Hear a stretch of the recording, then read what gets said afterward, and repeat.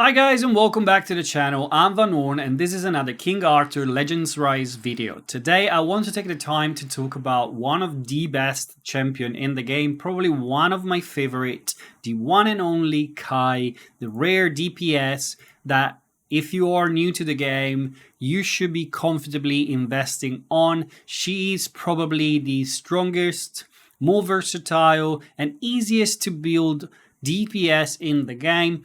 And you should definitely put on her everything you have early on in the game. Don't get distracted with so many champions around. Invest everything on her and you're gonna get big dividends back because she is going to boost your account massively. So I want to have a look at her today and explain why I think she's the champion you should invest first, and talks about the gear and everything you need to know about this champion basically. So if you start in the game today, you're gonna have her probably early on, hopefully, and invest on her and see your account progress very quickly. So let's start talking from the parts down here. She has two passive basically when she basically boosts her attack and the attack for the Stags. She's Stags Affinity. I guess they're called Affinity or Faction, I guess. And she's really good. And honestly, this passive here, to boost the effect accuracy, is not really relevant for you because you shouldn't build any effect accuracy on her. You should build crit rate, attack, and hit accuracy. But if you have resources, you can dampen on her and it's fine. Let's talk about Chivalry.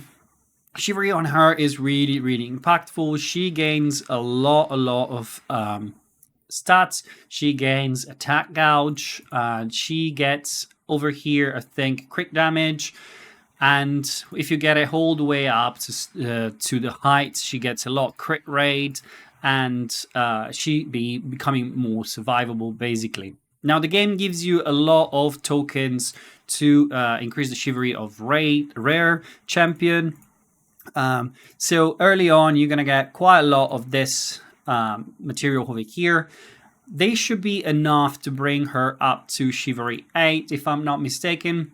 And then if you're lucky enough to pull some copies, you only need, I think, 4 copies of her. You're going to be able to bring it to Chivalry 10. So it should be quite quick and easy. So don't get scared about this. Especially in the beginning, the game gives you a lot of resources. Using them on her is not a mistake. You're going to get progression over the other champions later on. So don't worry about it. Just invest on her.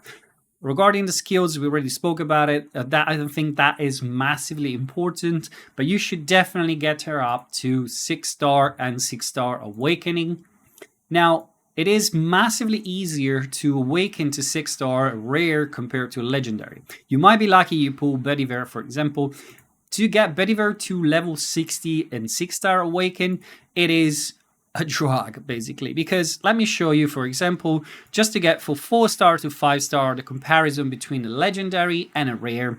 This is a legendary that I have on 4-star awakening. If I want to bring it up to 5-star awakening, I'm going to have to use 40 statues and 30 pedestal.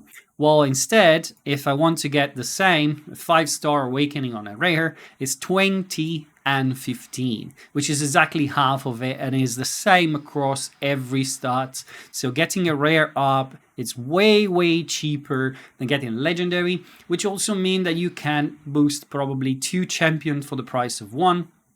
And your account will benefit more. Now, I know the Bedivere is the best DPS in the game, wildly used everywhere. I use it everywhere, and I'm in the process of maxing it out as well.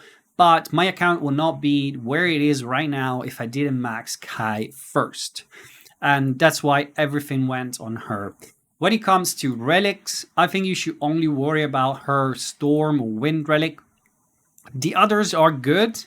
And you might find use for them because it's quite easy when you have a champion build up to just switch the relics to have a different affinity and maybe get those 3 stars on campaign if you want to. But I think the only big investment should be on her Storm relic. Hits hard and it's very versatile, as I said. The A1 hits one enemy 5 times. Total damage, 80% attack. This one is very, very good for Penvade and all those fights where you need to remove shields.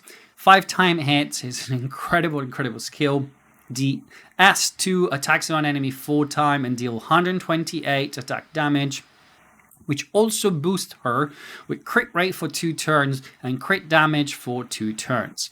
Now, this one is the reason why you can build her quite easily, because she boosts her own crit rate and crit damage, and so you just have to focus on other stats really to make her do amazing damage.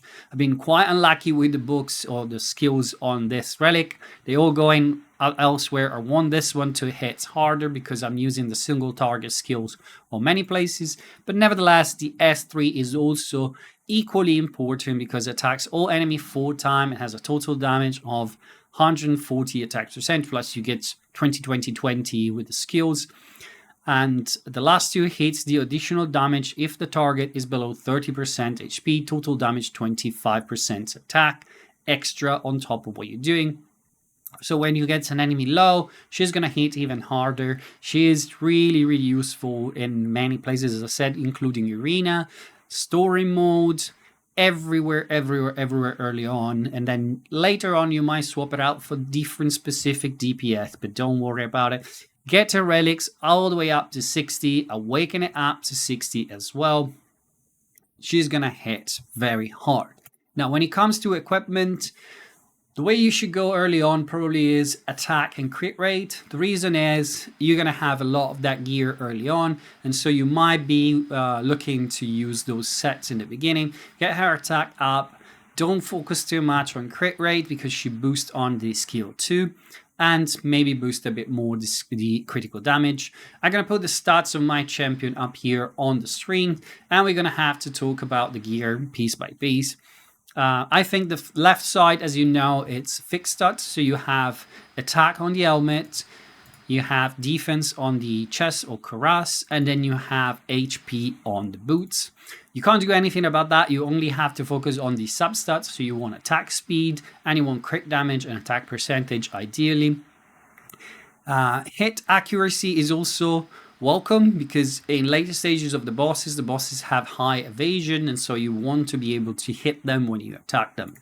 Now, when it comes to the right side of gear, here you should focus on attack percentage on your necklace.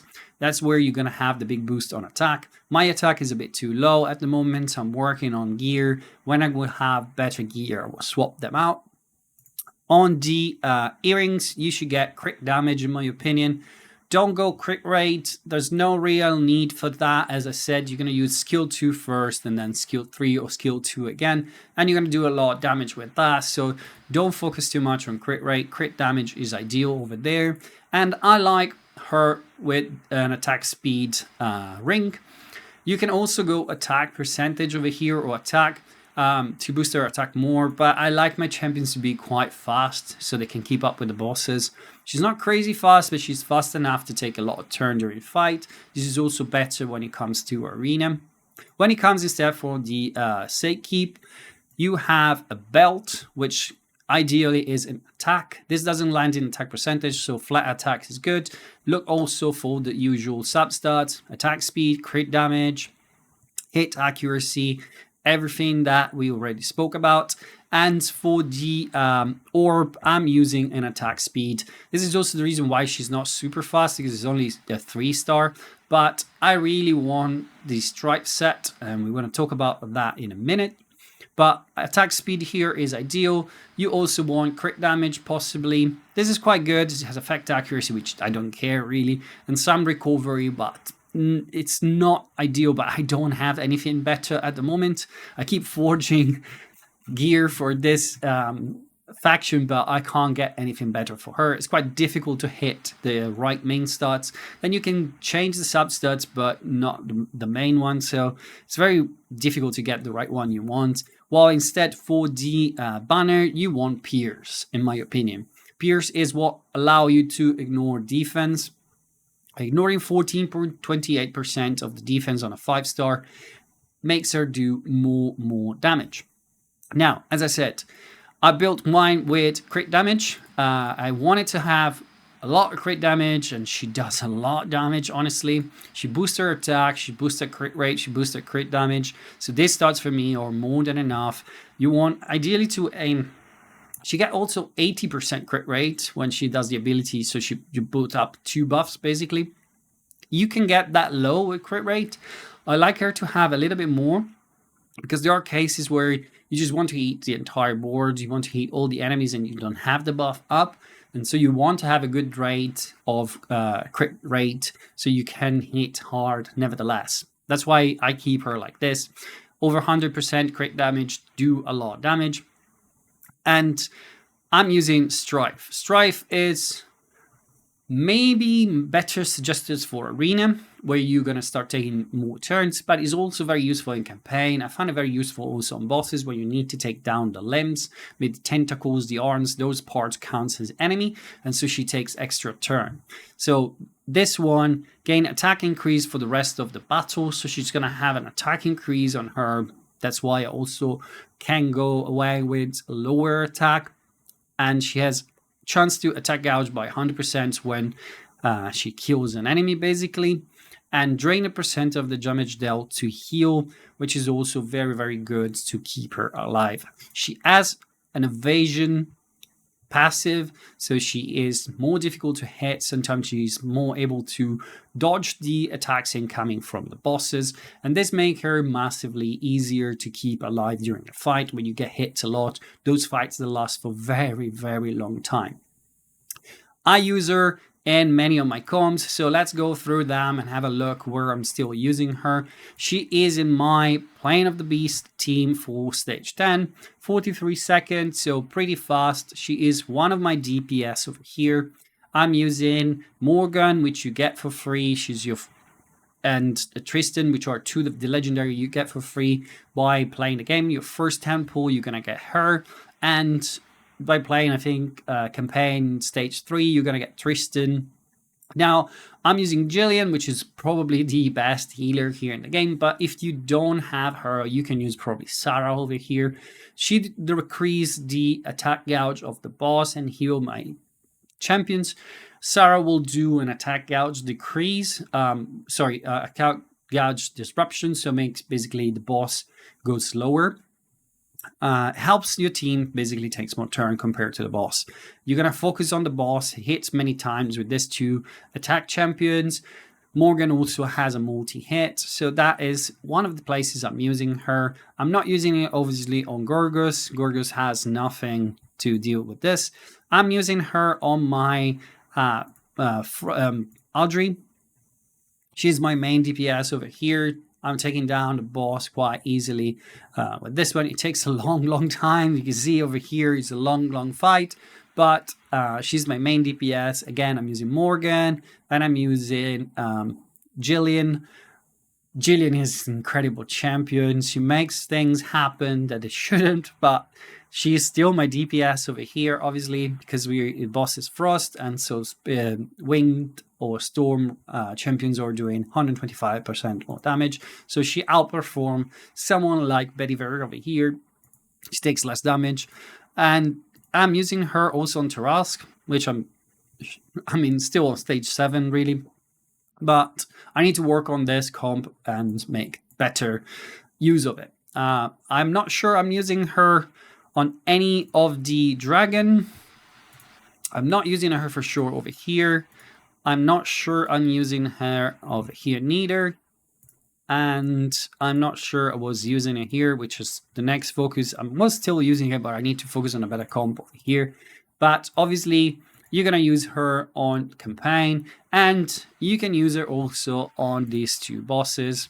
She does amazing damage. Obviously, here I'm using Bediver because he's a better DPS for this fight. But if I didn't have him, I will use Kai for sure. So let's jump into the Colosseum and see if we have a fight to showcase how powerful she is. Let's take down one of the easy fights. I just want to show you how hard she can hit. And then we're going to wrap up this video. So let's see. They are faster than me and they freeze my champion, which is annoying. I want to showcase her, and now we get in control. So let's see if we can control the fight with Morgan. freeze someone. We just frost one. Now we're going to take down her Morgan. And our turn again. Let's control the turn meter again. Attack gouge. Let's try to control him. And we finally can use the skill 3 maybe. And she's gonna destroy the enemy. As you can see, she hits really, really hard. She's my main DPS, even with Bedivere. I'm using Bedivere because he has a DPS aura, which helped me clean up the arena very quickly. I'm in Platinum 4 at the moment. I'm trying to get up and get those amazing crystals from arena. Let's see if we can control the fights over here. We finally done it. We can hit with skill 2 over here, so we get the boost. Now on the next hit, we're gonna hit incredibly hard because we boost up our damage a lot. Let's control the attack gouge again. Let's boost our vigor, and now we can use the skill 3, and we did good damage, but these two champions are very tanky. We can go again because as you can see over here, let me scroll down to her. She has 50% attack, 30% crit damage, 40% crit rate, 30% crit damage, and 40% evasion rate. These are all boosters she gets for a passive.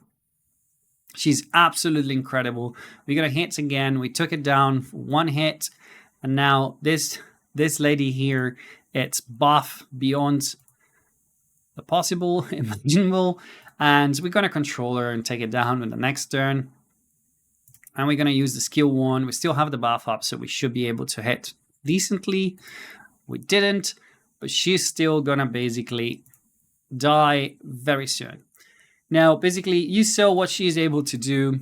This happens everywhere, really. She's going to be dominating, as I said, as a damage dealer for your account everywhere. So don't get scared to invest on her. She's not going to be someone that you invest early on in a game and don't use in the late game. You're going to use her throughout the entire game. You're going to use her everywhere. She's an incredible, incredible champion that you should not be scared to invest your resources on, because everything you put on her, she's going to give back 10 times, in my opinion. I'm going to wrap it up here, guys. It's been nice to put this guide together. Hope it helps you if you are early game. And if you're looking to understand where to invest and who to build first, I strongly believe you should build her as your first DPS, as I've said many times in this video. And until next video, guys, have fun.